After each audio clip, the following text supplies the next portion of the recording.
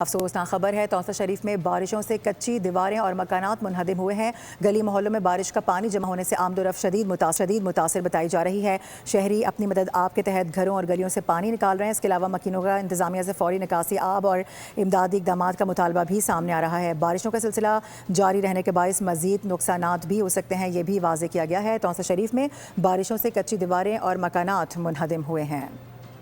अफसोसनाक खबर है, तौसा शरीफ में बारिशों से कच्ची दीवारें और मकानात मुनहदिम हुए हैं। गली मोहल्लों में बारिश का पानी जमा होने से आमदोरफ्त शदीद मुतासर बताई जा रही है। शहरी अपनी मदद आप के तहत घरों और गलियों से पानी निकाल रहे हैं। इसके अलावा मकीनों का इंतजामिया से फौरी निकासी आब और इमदादी इकदाम का मुतालबा भी सामने आ रहा है। बारिशों का सिलसिला जारी रहने के बायस मजीद नुकसानात भी हो सकते हैं, ये भी वाज़ेह किया गया है। तौसा शरीफ में बारिशों से कच्ची दीवारें और मकानात मुनहदिम हुए हैं।